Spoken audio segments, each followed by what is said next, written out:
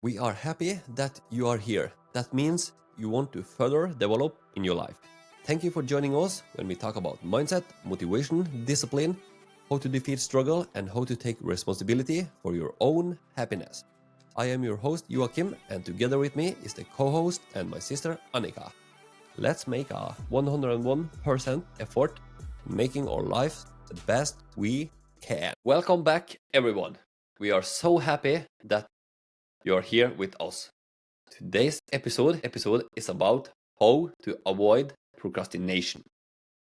We have all been there, starting at our to-do list, knowing what needs to be done, yet still putting it off. But why do we procrastinate? And more important, how can we break the cycle? In this episode, we're diving into a powerful science-backed strategies to overcome procrastination, boost productivity, and take action starting today. If you're ready to stop delaying and start achieving, let's get started. Hello, Joakim. How are you? Hello. I'm okay now. For the last week, I have been stressed, I have been angry, and I have been restless in my body. And that is because, spoiler alert, that's because I haven't trained on 1 week. Hmm. I was on a boxing training a little bit over a week ago. Was boxing, a lot of technique, and you turn about the body a lot. And then I have some shoes, but my shoes was not so good, and I get a big wound under my foot. So I haven't could train and even walk outside for over a week. Hmm. And then and when I not can train, I get more stressed and angry and restless in my body. So it haven't been so good, yeah. And I miss the training and I get annoyed. So it haven't been so good the last week, and I haven't feel so good. I feel a little bit bad inside myself, and I little bit down, not much, but a little bit. So for 3 days ago now, my foot was good again. So then I start walking a trip outside in the nature, down to the sea, and just sit and look outside the ocean, and very nice and beautiful. And yesterday I did some kickboxing training home on my boxing bag, and I feel much better now. So you see how important training is for me, Mhm. and I guess for everyone else also, yeah, physical activities, because you Mhm. feel it so much better. So it's so important part of my life, and I sure it's in everyone else's life also to stay active. So I feel much better now, feel much better inside me, better energy, and so that was so good to start training again. Only a little bit over a week, but it's you see how important it is for the body and for the mind. Mhm. Definitely. And we were talking about this with Elmin as well when we interviewed him. And he said that it is a necessity. And I think that goes for both of us. I also feel so angry and stressed and frustrated and emotional whenever I don't train. So it's extremely important to break that cycle because it is like putting on an oxygen mask. We need it to function. Yeah, for sure. And Mhm. for me, if I train and do good with my training, I will do everything else in my life very good. But when I Mhm. stop training, I become more lazy. I eat shit food and many things. Yeah, become more stressed, not feel so well by myself, and everything collapse. So it's so important and a big fundamental in my life. Definitely. The same goes for me, and that is a lot of the core of the 101% concept. Because if I do something 50% or 70%, or I don't do things good enough, it's so easy that that affects everything else as well. If I don't train, I don't eat healthy, I don't sleep well, I don't do physical activity, these kind of things. But when I am super efficient, I make room for everything. I train, I visit people, I work, I do chores, I do everything. So I need this 101% effort kind of written in my body. But I'm glad to hear what you say, though. I'm glad to hear that you're so honest with yourself and that you see. And when you have this wound under your foot, it's very limited what you can do, because everything you do will rip it up. But as you said, then you are creative. You go down, you watch the ocean, you have some good nature experiences, and that can kind of add up to it a bit. Yeah, absolutely. Mhm. So how are you, Annika? How is things going? I'm good, thank you. Alhamdulillah, I feel very good. Today is Friday, which is of course a very good and special day, and tomorrow Ramadan starts, so I'm very excited for that. It will Okay. be my first Ramadan since I reverted to Islam last year in the summer. So I'm very excited about that. Ramadan is of course a very special month where the Quran was given to the Prophet Muhammad, peace be upon him. And this month is a lot about getting closer to your faith. My goal is to, and now I say it loud, so you are all my accountability partners. So you can ask me after Ramadan if I was able to achieve my goal. And my goal is to read the entire Quran throughout this month. It is a month where we fast, so from before the sun rises until the sun sets, we don't drink water, we don't eat food, we don't feed ourselves with anything of this. And I think a lot of it is to put things in perspective, that we are very fortunate to have these things normally. And it's a lot about doing what is commanded of you. So it is a lot about discipline. It is a lot about not just doing whatever you want all the time, but have patience. You know that in a few hours I will drink, I will eat, I will do all of these things, and read a lot in the Quran, spend a lot of time with family and loved ones. And I'm very excited. I'll go to the mosque more often. I have some agreements with the girls in the city where I live now that we will break the fast together, and I'm very excited for that. So it's gonna be a good month. Yeah, good luck with that. I'm Thank you. excited to hear your experience when you finish with Ramadan, and Mhm, it'll be interesting to hear. And fasting, yeah, fasting is great. It's good to mhm, go without food for a long while, and I done it for 3 days sometime. mhm, Water fasting, uh, but I drank water then, yeah. mhm. And good for fasting, yeah. You, because yourself in your body and a lot of things in your body get better when you not have food for a while. So that's absolutely great. And also, when you start to eat again, you appreciate the food more. Definitely. That is so true. And I think that's a lot of the reason we do it as well. And we are very fortunate. I will be able to break the fast every single evening. But for many people living in poverty or wars, they don't have food or water. So they are maybe fasting for many days without being able to fast it. So I'm very fortunate. I'm very grateful for what I have. And it's going to be a good month, inshallah, to get even closer to my faith and to learn more about Islam. Yeah, it'll be great. Mhm. So procrastination isn't just about laziness. It's often rooted in fear, perfectionism, or lack of motivation. The key to overcome it is to understanding why it happened and use the right strategy to stay productive. Identify why you procrastinate. Before you can fix procrastination, figure out why you are avoiding a task. It might be one of those reasons. Either you have a fear of failure, you're worried about not to do it perfectly, or perhaps you lack motivation.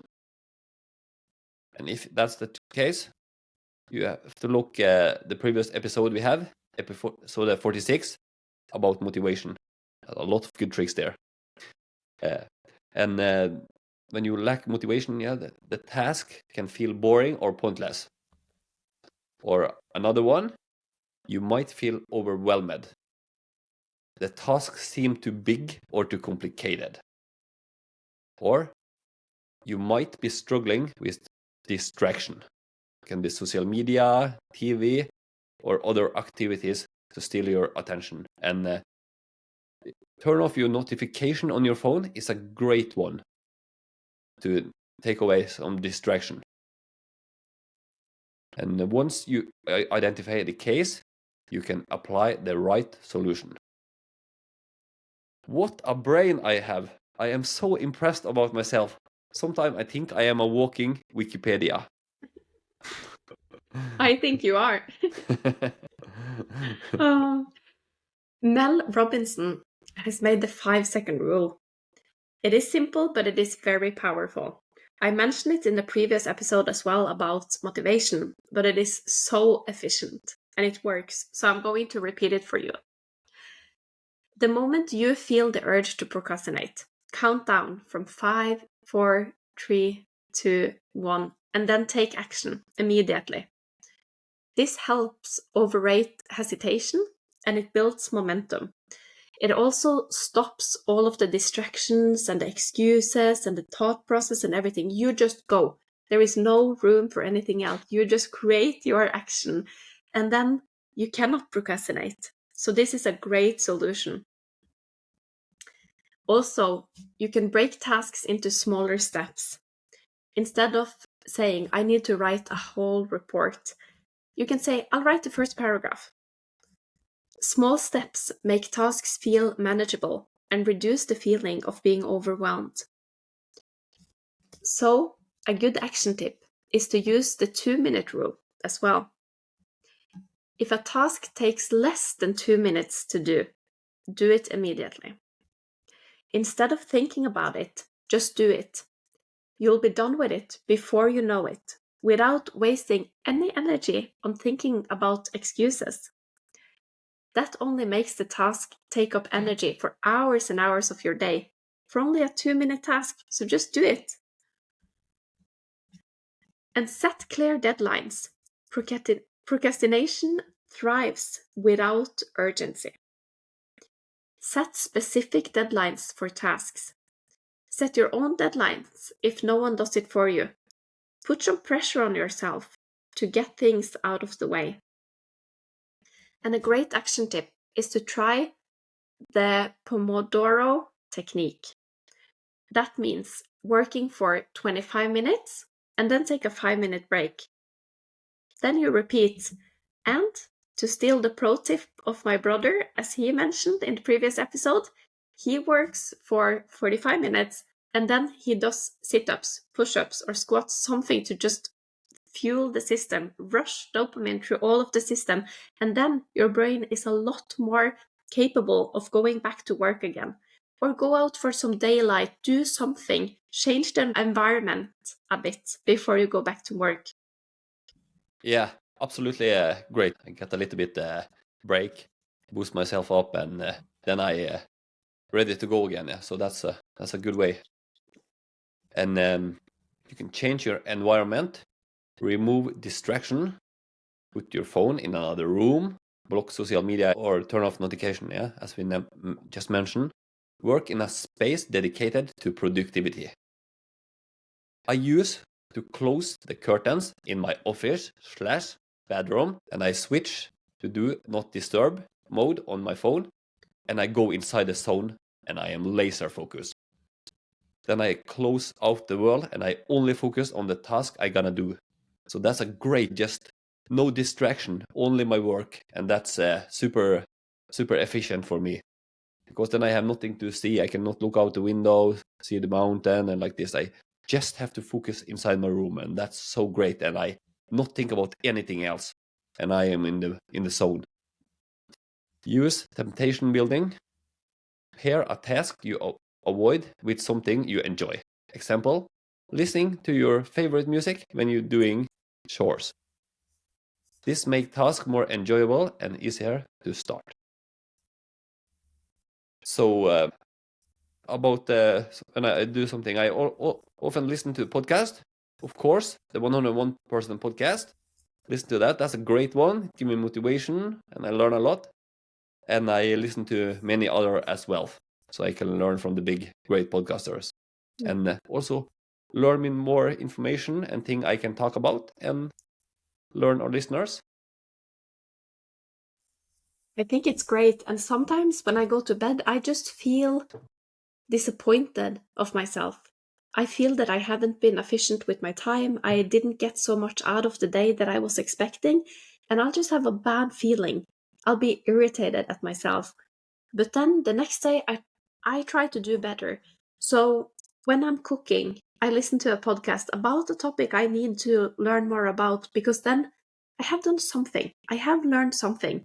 When you're sick, maybe you cannot go out of the house. Okay, is there something you can do to improve a little bit every day?